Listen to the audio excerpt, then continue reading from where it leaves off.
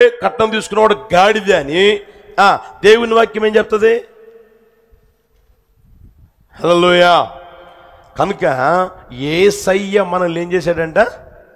చెప్పండి గట్టిగా. ప్రేమించి మన కోసం రక్తాన్ని కార్చాడు కనుక, ఆయన మనల్ని విలువ పెట్టి కొన్నాడు కనుక, ఇంకను ఆయనకి లోబడే వారంగా మన జీవితం తీర్చిదిద్దబడును గాక. హల్లెలూయా, హల్లెలూయా. కనుక ఎంతగా అయితే లోబడతామో అంతగా జీవితం ప్రయోజనకరంగా ఆశీర్వాదకరంగా మార్చబడును గాక. అలా ప్రభు మార్చును గాక. రెండో మాట చదువుతారా చూడండి. యోహాను సువార్తమానం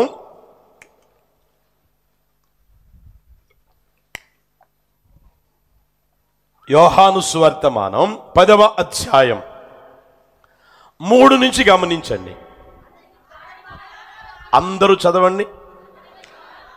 ద్వారపాలకుడు తలుపు తీయును, గొర్రెలు అతని స్వరము వినును, తన సొంత గొర్రెలను పేరు పెట్టి పిలిచి వాటిని వెలుపలికి నడిపించును. మరియు అతడు తన సొంత గొర్రెలన్నిటినీ వెలుపలికి నడిపించినప్పుడెల్లా వాటికి ముందుగా నడుచును. గొర్రెలు అతని స్వరము ఎరుగును, కనుక అవి అతనిని పిలుపులో ఉన్న అనుభవాలు లేదా స్వభావం ఏంటంటే, మొదటిది ఏమంటే లోబడే స్వభావం ఉంటుంది. రెండవదిగా ప్రియమైన వాళ్ళరా, దేవుడు పిలిచిన ఆ పిలుపులో ఉండే ఏమంటే స్వభావం ఏంటి తెలిసినా, ఆయన్ని వెంబడిస్తా ఉంటాం. హల్లెలూయా. యేసయ్యని ఏం చేస్తాం? మనం వెంబడిస్తా ఉంటాం. ఒక రోజు కాదు, 2 రోజులు కాదు, 3 రోజులు కాదు, అవసరం తీరే వరకే కాదు, ఏమంటే అవసరం తీర్చబడాలి అన్నంత వరకే కాదు ప్రియమైన వాళ్ళరా. అది వేదనైనా సరే, బాధ అయినా సరే, కుమిలిపోతున్నా సరే, దుఃఖమైనా సరే, నిట్టూర్పులు విడుస్తున్నా సరే, నిరాశ నిస్పృహల మధ్యలో జీవితం నడిపించబడుతూ ఉన్నా, వేసారి విసిగిపోతూ ఉన్న కన్నీళ్ళే అన్నపానాలుగా మార్చబడి ఏమంటే ఆవేశంతో ఉన్న ఆక్రందనతో జీవితం నడిపించబడుతూ ఉన్నప్పటికీ యేసయ్యనే వెంబడించుదుముగాక. హల్లెలూయా. లోకాన్ని వెంబడించకుండా, లోకంలో ఉన్న ఫ్యాషన్స్ని వెంబడించకుండా ఏమండి యేసయ్యనే మనం వెంబడించుదుముగాక. అవి ఏమండి చిన్న పిల్లలుగా ఉన్నప్పుడైనా, యవనస్తులుగా ఉన్నప్పుడైనా, ఏమండి నడిప్రాయంలోనికి వచ్చినప్పుడైనా, వృద్ధాప్యంలోనికి వచ్చినప్పుడైనా సరే మనం వెంబడించగలిగింది ఎవరినై అంటే నజరేయుడైనా యేసయ్యనే మనం వెంబడించగలగాలి. అది పిలుపులోనే వస్తుంది. దేవుడు పిలిచిన పిలుపులోనే అనుభవం ఉంటుంది. ఆయనేమో ముందు పోతా ఉంటాడు. మీరు చూడండి, కాపరి గొర్రెలకు ముందు ఉంటాడా వెనుకుంటాడా? గట్టి చెప్పండి. మేకలకైతే ఎందుకని అర్థమవుతుందా?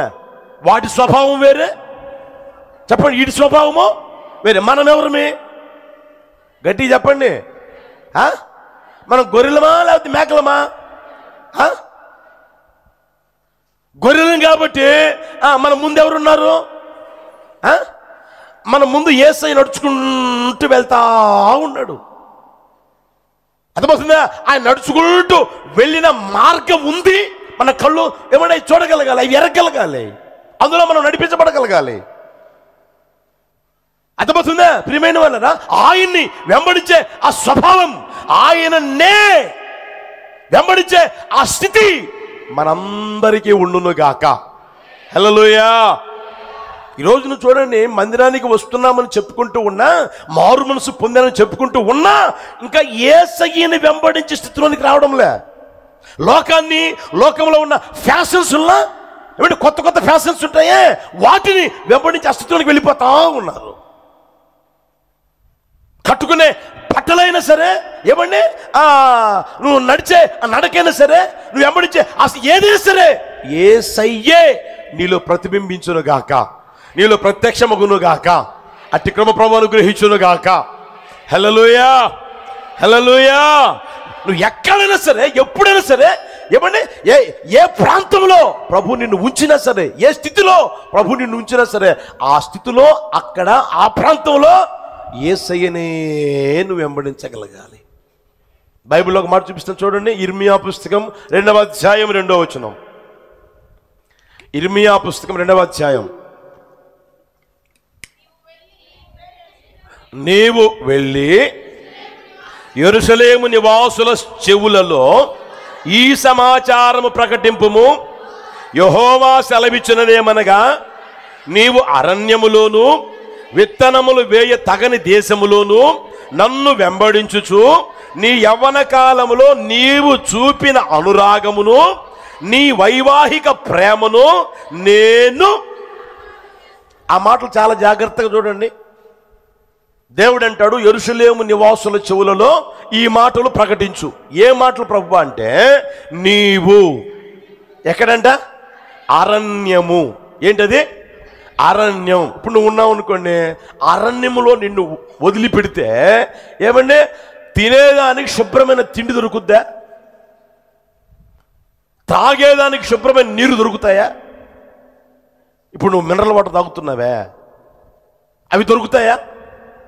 చెప్పండి. పరుపు హంసతూలిక తలపం దొరుకుద్దా? డన్లప్ పరుపు లేకపోతే అదేంది, ఇంకేంటి కొరలానా, అవి దొరుకుతాయా? ఎక్కడ? గట్టి చెప్పండి. అరణ్యం దొరుకుతాయా? దావీదు అరణ్యానికి పోయాడు, తినేదానికి దొరికిందా? ఎవరో ఒక ఆయన బర్జిల్లయ్య అనే వ్యక్తి ఏమండి వెన్న ముద్దలు, జున్ను గడ్డలు, రొట్టెలు, ద్రాక్ష అడలు, ద్రాక్ష రసము మొత్తం తీసుకొని వచ్చి పెడితే తప్ప ఆయనకు తిండి దొరికిందా? అరణ్యంలో దొరకదు ప్రియమైన వాళ్ళరా. అరణ్యంలో నీకు సమృద్ధి ఉండదు, అరణ్యంలో సంతృప్తి కూడా ఉండదు, అరణ్యములో నీవు అనుకున్నట్లుగా జరగదు, అరణ్యములో నువ్వు ఆశపడినట్లుగా జరగదు, అరణ్యములో నీకు అనుకూలంగా పొరపాటు కూడా ఏది ఉండదు, జరగదు, జరగపోదు. అర్థమవుతుందా? ఆ అరణ్యములోనే అర్థమవుతుందా? ఆ అరణ్యములోను. తర్వాత చూడండి అక్కడ విత్తనములు. ఏ దేశం అంటే? విత్తనములు వేయ తగని దేశం, విత్తనములు వేయ తగని ప్రాంతం. అర్థమవుతుందా? ఇప్పుడు విత్తనాలు విత్తలేవు, విత్తలేకపోతే పంట వస్తుందా? వస్తుందా? తిండి దొరుకుతుందా? అవసరాలు తీర్చబడతాయా? ఏ విత్తనం విత్తినా అక్కడ చెట్టు పెరగట్లేదు కదా, మొలక రావడం లేదు, చెట్టు పెరగట్లేదు కదా. ఏదన్నా వస్తే కదా వ్యాపారం చేసుకుందామనే దానికి, పండితే కదా ఏదన్నా మనం అప్పులు తీసుకుందామనే దానికి. ఏమీ లేదే. విత్తనములు వేయ తగిన దేశం. చూడండి ప్రియమైన వాళ్ళరా, అరణ్యములోను విత్తనములు వేయ తగని దేశములోను నన్ను వెంబడించుచు. ఎంత గొప్ప ఆశ్చర్యమైన అనుభవం గమనించండి. అది కడుపు నిండా తిండి దొరికినప్పుడు స్తోత్రం స్తోత్రం స్తోత్రం చేతులకు చప్పట్లు కొట్టడం చాలా ఈజీ. అర్థమవుతుందా? చేతి నిండా డబ్బులు ఉన్నప్పుడు స్తోత్రం స్తోత్రం స్తోత్రం, ఓ హల్లెలూయా హల్లెలూయా అన్నం చాలా ఈజీ. అర్థమవుతుందా? అనుకున్నవన్నీ జరిగిపోతా ఉంటే ఓ స్తోత్రం స్తోత్రం ఓస్ ఓస్ అన్నం కూడా చాలా ఈజీ. అర్థమవుతుందా ప్రియమైన వాళ్ళరా? చాలా ఈజీ. ఆశలు అడియాశలైపోతూ ఉంటే, అనుకూలతలని ప్రతికూలతలుగా మారిపోతూ ఉంటే అప్పుడు వెంబడించడం గొప్ప సంగతి. హల్లెలూయా. అర్థమవుతుందా? అన్ని ఒక్కొక్కటి అన్ని ప్రతికూలాలుగా మారిపోతూ ఉన్నాయా? మారిపోతూ ఉన్న పరిస్థితులలో కూడా మనం యేసయ్యని వెంబడించుదుము గాక. హల్లెలూయా. మనకు యేసయ్య దిక్కై ఉండును గాక. హల్లెలూయా. ఆయనే ఆశ్రయముగా ఉండును గాక. ఆయనే కొండగా కోటగా అండగా బండగా ఉండి మనల్ని నడిపించును గాక. హల్లెలూయా. అలాంటి పరిస్థితులలోనైనా సరే మనం యేసయ్యని, ఇప్పుడు చెప్పండి, వ్యాపారం చేస్తున్నానన్నా కలిసి రావట్లేదన్నా, కలిసి వస్తే మాత్రం స్తోత్రమే, కలిసి వస్తే మాత్రం ఆనందమే, కలిసి వస్తే మాత్రం ముఖంలో కళ ఉంటుంది, మూతిలో నవ్వు ఉంటుంది. అర్థమవుతుందా? కలిసి రాలేదనుకో ఇక్కడ ఉండాల్సిన మూతి ఇటు పక్క తిరుగుద్ది, ముఖమేమో ఒక రకంగా మారిపోతూ ఉంటుంది. ఆ తర్వాత ఏమండి నడిచే నడక మారిపోద్ది, ప్రవర్తించే ప్రవర్తన మారిపోద్ది, మాట తీరు అన్నీ ఒక్కొక్కటి మారిపోతానే ఉంటాయి. అది కాదు అవసరమైంది మనకి. హల్లెలూయా. చేతి నిండా ఉన్నా ఒకే విధంగా, చేతి నిండా చెప్పండి లేకపోయినా ఒకే విధంగా ఉండగలిగి ఆ స్థితిలోనికి వచ్చుదుము గాక. అందుకనే దైవన పౌలు గారు అంటారు, నేను ఏ స్థితిలోనైనా నేర్చుకుని ఉన్నాను. దేన స్థితిలో ఉండడం నాకు తెలుసు, సంపన్న స్థితిలో ఉండడం నాకు తెలుసు. దేవుడు నన్ను ఎలా నడిపించినా, ఏ స్థితిలో ఉంచినా ఆ స్థితిలో ఆయన్ని వెంబడించడం నాకు తెలుసు. హల్లెలూయా. ఆ స్థితిలోనికి వస్తే ప్రియమైన మరలరా, ఏమంటే ఎలాంటి సమస్యలు వచ్చినా, ఇబ్బందులు వచ్చినా, ఇరుకులు వచ్చినా రాని చూద్దాం అని ఎదురు వెళ్తావు. కానీ వాటిని చూసి భయపడి ఏమండి ఇంట్లో మూలలో కూర్చొని అయ్యా ఏందయ్యా నా కర్మ, ఏందయ్యా నా బతుకు, ఏందయ్యా నా స్థితి అని ఏడవు ప్రియమైన మరలరా. అర్థమవుతుందా? ప్రార్థన మానో, మందిరం మానో, ఉపవాసం ఉండడం మానో, కన్నీరు విడవడమో చెప్పండి మానకుండా దేవుని వెంబడిస్తూనే ఉంటావు, దేవుని అనుసరిస్తూనే ఉంటావు ప్రియమైన ఉంటారు. ఆయన చూడండి, దేవుడు చెప్తాడు, అరే నీవు అరణ్యములోను విత్తనములు వేయ తగని దేశములోను నన్ను వెంబడించుచు నీ యవ్వన కాలములో నీవు చూపిన వైవాహిక ప్రేమను నా జ్ఞాపకం ఉందిరా, నేను మర్చిపోతానంటరా. నువ్వు నన్ను ఎలా వెంబడించావు నాకు తెలీదా? నా దగ్గరికి వచ్చినప్పుడు నువ్వు ఎలా వెంబడించావు నాకు తెలీదా? నేను పిలిచినప్పుడు ఎలా నువ్వు వెంబడించావు నాకు తెలీదా? పరిస్థితులు మారిపోతా ఉంటే ఆ వెంబడించడం మారిపోతుందా? పరిస్థితులు ప్రతికూలంగా మారితే వెంబడించడం మారిపోతుందా? నాకు తెలుసు కదా. మీకు ఇంకా అర్థమైందని చెప్తాను. హల్లెలూయా. పెళ్ళైన కొత్తల్లో మీరు చూడండి, ఆ మాట అక్కడ ఉండేది, నీ యవ్వన కాలములో నీవు చూపిన నీ వైవాహిక ప్రేమ. పెళ్ళైన కొత్తల్లో చూడండి శిలకా గోరింకల్లాగా ఉంటారు. అవునా కదా? అవునా కదా? ఎంత శిలకా గోరింకలో. ఇక అయ్యగారి ఏళ్ళు ఏమి ఏళ్ళు పెట్టకపోతే అసలు నడవదు, ముందుకు అడుగు కూడా వేయదు. ముందు ఇటు పట్టుకోవాలి, ఆ తర్వాత అడుగు పెట్టాలా, ఆ తర్వాత ముందు ఏమో కలిపి ఆయనకి పెట్టాలా, ఆ తర్వాత ఆయన కలిపి చెప్పచ్చుగా ఈయన పెట్టాలా. ఆఫీసుకు పోయినా ఫోన్ ఎత్తకపోతే 24 సార్లు తిన్నావా ఇంకా తినొచ్చు కదా, నువ్వు తినకుండా నేను తింటానా, ఇన్ని మాటలు. అర్థమైందా? ఓ సంవత్సరం గడిచింది, లేకపోతే ఒక 2 సంవత్సరాలు గడిచిందో లేదో, ఏమండి మాయ్ కొంచెం నీళ్లు తెచ్చి అంటే తెచ్చుకోలేవా? అదే మనిషి. పెళ్ళైన కొత్తలోనేమో ఇప్పుడు చెప్పండి వైవాహిక అర్థమా. దేవుడు అంటాడు, నాకు అది కావాలరా, అరణ్యములోను విత్తనములు వేయతగిన దేశంలోను నన్ను వెంబడించేవే, నీ వైవాహిక ప్రేమను చూపేవే, నా పట్ల చూపేవే, ఆ ప్రేమ నాకు కావాలి. నువ్వు అలా అప్పుడు ఎలా వెంబడించావు, అలా ఇప్పుడు నన్ను వెంబడించాలి. ప్రతికూలత వచ్చాయని వెంబడించడం వల్ల మార్పు రాకూడదు. అర్థమవుతుందా? దేవుడు అంటాడు, నన్ను అలా వెంబడించు. యేసయ్యకి మహిమ కలుగును గాక. హల్లెలూయా. యేసయ్యని నువ్వు నమ్ముకున్న కొత్తల్లో ఎలా ఆయన వెంబడించావో గమనించు. ఎంత ప్రేమతో వెంబడించావో, ఎంత ఆప్యాయతో వెంబడించావో, ఎంత ఆసక్తితో వెంబడించావో ఒకసారి గుర్తెరుగు. అర్థమవుతుందా?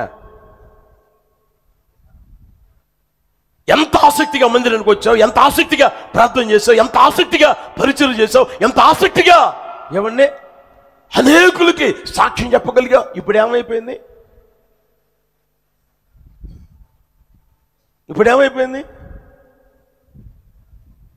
కనుక ప్రియమైన వాళ్ళారా, పిలుపులోనే లోబడే స్వభావం ఉంటుంది. అది అంతకంతకేం కావాలి? పెరగాలి. హల్లెలూయా. రెండవది చెప్పండి, పిలుపులో ఏముంటుంది? ఏ అనుభవం ఉంటుంది? గట్టిగా చెప్పండి. వెంబడించే స్వభావం ఉంటుంది. అది అంతరించిపోకూడదు. పరిస్థితులు మారిపోయినప్పుడు అంతరించిపోకూడదు, అది కూడా విస్తరించును గాక. హల్లెలూయా. దేవుడు పిలిచిన వారిని ఏమండి ఎక్కడ నడిపించాలో, ఎలా నడిపించాలో ఆయనకి తెలీదా? తెలీదా? చెప్పలేమండి. ఇప్పుడు నేనున్నాను, నేను మిమ్మల్ని పిలిచాను, ఏ పని చేయించాలో ఎలా చేయించాలో నాకు తెలీదా? ఒక మనిషిగా మనకే అంత ఆలోచన ఉంటే ఏమంటే మనల్ని తల్లి గర్భంలో పిండముగా రూపింపబడక మునిపే ఎరిగిన దేవుడు, ఏమంటే ఏర్పరచుకున్న దేవుడు, పిలిచిన దేవుడు, నిర్ణయించిన దేవుడు నిన్ను నన్ను ఎలా నడిపించాలి ఆయనకు తెలీదా? చూడండి నా మాటలో యెషయా పుస్తకం 43:1 అందరూ చదవండి.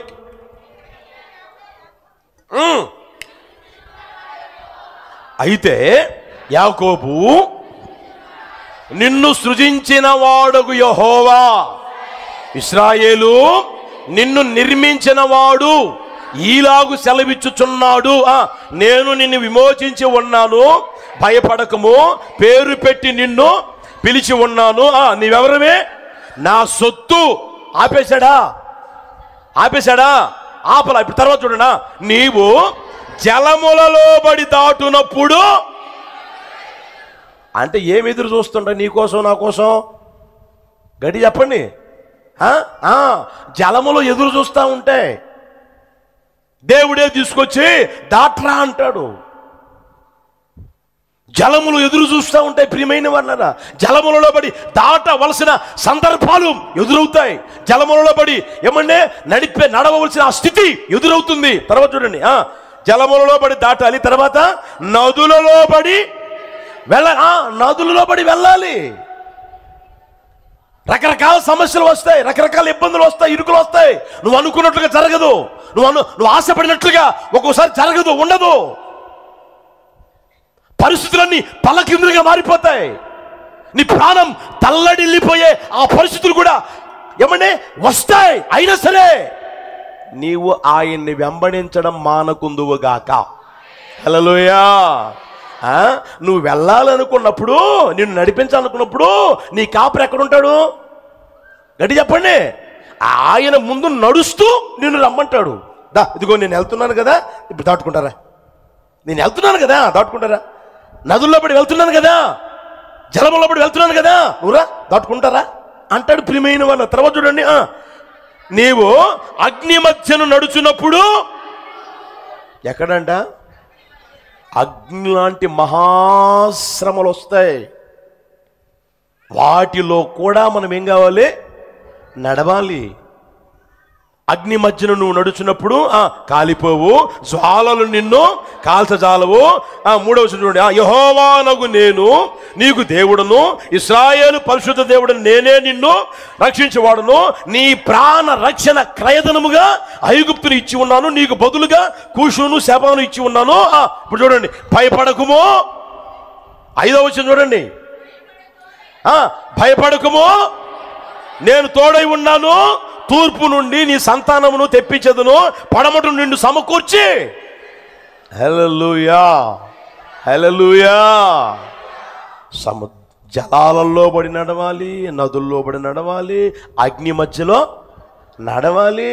ఆయన ముందు వెళ్తా ఉన్నాడు, ఆల్రెడీ వెళ్ళాడు కదా. ఆయన దాటని అవన్నీ ఆయన దాటాడు. మన కాపరిగా ఉండి దాటాడు కదా, ఆయన దాటాడు కాబట్టి నడుచుకుంటారా? నిన్ను నడవమని చెప్పి ఏమండి ఆయన ఎక్కడో ఉండేవాడు కాదు, ఆయన ఈ ప్రక్కలోనే ఉండే దేవుడు. హల్లెలూయా. ఆయన అంటాడు కదా, నేను నీకు, చెప్పండి గట్టిగా, ప్రియమైన వాళ్ళరా.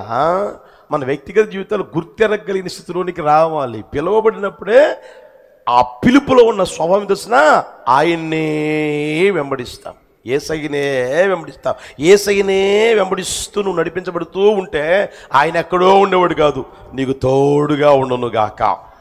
జ్వాలలు నిన్ను, చెప్పండి గట్టిగా ఆ మాట అనండి, జ్వాలలు నన్ను కాల్చ జాలవు.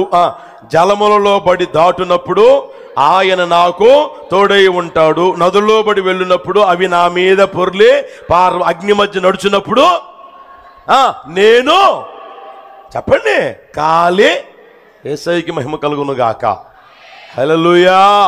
23వ కీర్తన కూడా తీస్తారా? 23వ కీర్తన మొదటి నుంచి చూడండి, అందరూ చదవండి, మీ అందరికి తెలుసు కదా. యెహోవా నా కాపరి, ఆయన కాపరి, ఆయన ముందెళ్తా ఉన్నాడు, లేమి కలగదు, పరుణ చేస్తాడు, శాంతికరమైన జలం యొద్ద నడిపిస్తాడు, ప్రాణానికి సేద తీరుస్తాడు, తన నామను బట్టి నీతి మార్గంలో నడిపిస్తాడు. ఆ తర్వాత చెప్పండి, లేమి లేదు, పరుండ పెడతాడు, నడిపిస్తాడు. తర్వాత ఇప్పుడు ఎక్కడికి తీసుకెళ్తాడంట? గడాంధకారపు లోయ. అర్థమవుతుందా?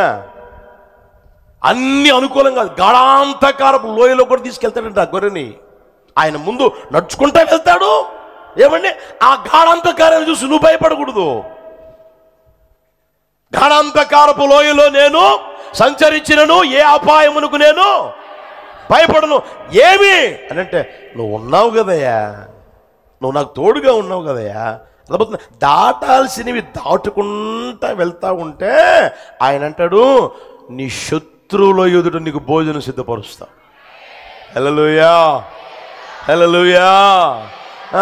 నేను దాటలేనండి, నా వల్ల కాదండి, నేను అంత శక్తి లేదండి, అంత బలం లేదండి, అంత లేదండి అని అంటే ఆయన పక్కన ఉన్నాడు కదా, ఈడ్చుకుంటా పోతాడు. చెయ్యి బట్టి ఈడ్చుకుంటా పోతాడు.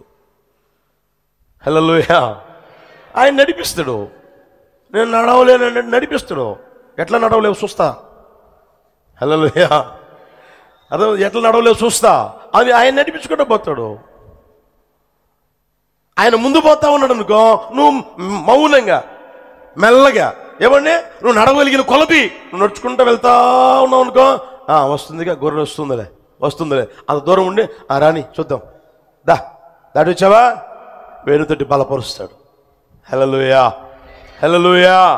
భయపడతా ఉన్నావా, చేయబట్టుకున్నాను రా, లాక్కుంటా పోతారా. ఆ గొర్రె మీద చెప్పండి, మెడ మీద చేయబెట్టి కాపురం ఏం చేస్తాడు, అది ఎనికి పోతూ ఉంటుందా, పదవరా నేను ఉన్నాను రా అని చెప్పి తీసుకుంటూ పోతాడు. అది గాఢాంధకారపు లోయ కావచ్చు, నదులు కావచ్చు, జలాలు కావచ్చు, ఏవైనా కావచ్చు. హల్లెలూయా. ఆయన నిన్ను ఒంటరిగా పొరపాటును కూడా విడిచిపెట్టేవాడు కానే కాదు. విడిచి నన్ను వెంబడించమనేవాడు కాదు. నువ్వు వెంబడించగలిగిన కొలది నిన్ను నడిపిస్తా, చెయ్యి పెట్టి ఏమో నడిపించుకుంటా పోవును గాక. ఆ స్థితిలో నీకు ప్రభు తీసుకుని వచ్చును గాక. మార్గం ఎలాంటిదైనా సరే నువ్వు వెనకంజ వేయకూడదు, నువ్వు ముందు చూపు కలిగిపోతా ఉందవు గాక. ఎందుకు తెలిసినా మన ముందు ఉన్నది ఎవరో? గట్టిగా చెప్పండి. నజరేయుడైన శూన్యంలో సృష్టిని వేలాడదీసిన వాడు, మన తల వెంట్రుకలు లెక్క పెట్టి ఉన్నవాడు, మన తల్లి గర్భములో పిండముగా రూపింపబడక మునిపే తల్లి గర్భమందు పడినది మొదలుకనే ఆయన మనల్ని ఏర్పరచుకుని పిలిచిన దేవుడు మన ముందు ఉన్నాడు కనుక మనం ఆయన్నే వెంబడించుకుంటూ వెళుదుముగాక. హల్లెలూయా. ఇంకొక మాట చూడండి, యెషయా పుస్తకం 41:2. అందరు చదవండి. అందరూ గట్టిగా చదవండి. తన ప్రవర్తన అంతటిలో నీతిని జరిగించు వానిని తూర్పు నుండి రేపి పిలిచిన వాడు ఎవడు? ఆయన అతనికి జనములను అప్పగించుచున్నాడు, రాజులను లోబరుచుచున్నాడు. ఈ వాక్యంలో మీరు చూడండి ప్రియమైన వారులారా, పిలిచిన ఆ పిలుపులోనే మనం గమనిస్తే ప్రవర్తన అంతటిలో ఏం కనిపిస్తుందంట? గట్టిగా చెప్పండి. తన ప్రవర్తన అంతటిలో నీతి కనిపిస్తా ఉంటది. పిలిచిన ఆ పిలుపులో ఉండే అనుభవం ఏంటి తెలిసిన? మొదటిదే లోబడే స్వభావం, రెండవదే వెంబడించే స్వభావం, మూడవది ప్రియమైన వారులారా నీతి కలిగి బ్రతికే స్వభావం ఉంటుంది. నీతి కనిపిస్తూ ఉంటుంది. ఎక్కడైనా సరే, ఏ విషయంలో సరే, ప్రతి విషయంలో ఆ మాట చూడండి, తన ప్రవర్తన అంతటిలో నచ్చిన దాంట్లో నీతి కనపడడం, నచ్చకపోతే నీతి లేని బ్రతుకు బతకడం కాదు అవసరమైంది. అర్థమవుతుందా? కొంతమంది ఉన్నారు అనుకోండి, నచ్చిందా ఇందులో నీతి కనపడుతుంది, నచ్చలేదా అందులో నీతి కనపడదు. మరి అందులో ఎందుకు ఇలా ప్రవర్తించావు, ఇందులో ఎందుకు ఇలా ప్రవర్తించావంటే నాకు అది నచ్చింది, నాకు ఇది నచ్చలేదు. అలా కాదు ప్రియమైన వాళ్ళ, తన ప్రవర్తన అంతటిలో నీతి కనిపించగలిగే ఆ స్థితి పిలుపులోనే ఉంటుంది ప్రియమైన వాళ్ళ. అది నిత్యముగా మనలో ఉండును గాక. హల్లెలూయా. మంచి నడవడిక కలిగి, అదే మనం ఇతరులకు నేర్పగలిగిన జీవితం నీతి కలిగి బ్రతకడం అనేది. మనలో మంచి నడవడిక ఉంటుంది. ఆ నడవడిక ఇతరులకు కూడా నేర్పడం నీతి అనేది. నా మట్టుకు నేను ప్రవర్తిస్తూ ఉంటాను, నా మట్టుకు నేను ప్రవర్తిస్తూ ఉంటాను, అది కాదు నీతి. అర్థమవుతుందా? మంచి నడవడిక నువ్వు నడిపించబడుతూ ఇతరులకు కూడా నేర్పడమే నీతి అనేది. అది ప్రతి విషయంలో కనిపిస్తుంది. హల్లెలూయా, హల్లెలూయా. బైబిల్ ఒక మాట చూపిస్తే చూడండి, 11:7 చూడండి. కీర్తన 11:7 గమనించండి. యెహోవా యెహోవా గట్టిగా చదవండి. మన దేవుడు ఎవరంట? నీతిమంతుడు. ఆయన ఇదేని ప్రేమిస్తాడంట? నీతినే ప్రేమించువాడంట. చాలు. దేని ప్రేమిస్తాడంట? యేసయ్య. ఆయన నీతిమంతుడు. పిలాతు కూడా యేసు ప్రభు లోకంలో ఉన్నప్పుడు అన్నాడు, ఇదిగో ఈ నీతిమంతుడు. యేసు ప్రభు నీతిమంతుడు. నీతి కలిగిన జీవితం జీవించిన వారు, నీతినే బోధించిన వారు. ఆయన మంచి నడవడిక కలిగి నడిపించబడి ఏమండి ఆ నడవడికనే అందరికీ నేర్పినవాడు, అందరికీ తెలియజేసినవాడు. ప్రియమైన వాళ్ళరా, ఆ దేవతి దేవుడు నీతినే ప్రేమిస్తాడు, నీతినే ప్రేమిస్తాడు. అది నాలోనైనా సరే మీలోనైనా సరే నీతినే ప్రేమిస్తాడు. కనుక మన ప్రవర్తన అంతటిలో నీతి కనిపించును గాక. హల్లెలూయా. ఆమోస్ 5:7 చూడండి. ఆమోస్ 5:7 న్యాయమును అన్యాయమునకు మార్చి, గట్టిగా చదవచ్చు కదా, న్యాయమును అన్యాయమునకు మార్చి నీతిని నేలను పడవేయువారలారా. చాలు. నీతి ఎక్కడ పడేశారంట? ఆ నీతిని నేలను పడవేసి వీళ్ళు ఏం చేస్తారు? న్యాయాన్ని అన్యాయంగా మారుస్తారు, అన్యాయాన్ని న్యాయంగా మారుస్తారు. అర్థమవుతుందా? అది కాదు మనకు అవసరమైంది. ప్రియమైన వాళ్ళ 24 గమనించండి. 24 కూడా అక్కడే నీళ్లు పారినట్లుగా న్యాయము జరగనియండి, గొప్ప ప్రవాహం వలె నీతిని ప్రవహించనియండి. హల్లెలూయా. మనందరిలో దేవుడు కోరుకునే ఆ స్వభావం ప్రియమైన వాళ్ళరా, నీతిని జరిగించాలి. నీతి మనలో గొప్ప ప్రవాహం వలె ప్రవహించడం చూడాలని ఆశపడతా ఉన్నాడు. ఆ పిలుపులోనే ఉంటుంది ప్రియమైన వాళ్ళ స్వభావం. ఆ పిలుపులో ఉన్న ఆ స్వభావాన్ని నీ వ్యక్తిగత జీవితంలో పెంపొందించుకున్నావో లేకపోతే దాన్ని నాశనం చేసుకున్నావో లేకపోతే పాడు చేసుకున్నావో ఒకసారి గుర్తిరుగు. ఒకప్పుడు నీతి కలిగిన జీవితం ఉండేది, నీతి కలిగిన బ్రతుకుండేది. ఇప్పుడు ఆ నీతి కలిగిన జీవితం, నీతి కలిగిన బ్రతుకు పోగొట్టుకున్నావా? భార్య పట్ల నీతి, భర్త పట్ల నీతి, పిల్లల పట్ల నీతి, చుట్టూ ఉన్న వారి పట్ల నీతి, ఆఫీసులో నీతి, ఏమండి అన్ని చోట్ల నీతి కలిగిన జీవితం కనిపించేది. వాళ్ళని చూసి వీళ్ళని చూసి నీలో ఉన్న నీతిని పోగొట్టుకున్నావా? ప్రభు అంటాడు, నీతిని గొప్ప ప్రవాహము వలె ప్రవహించనియండి. హల్లెలూయా.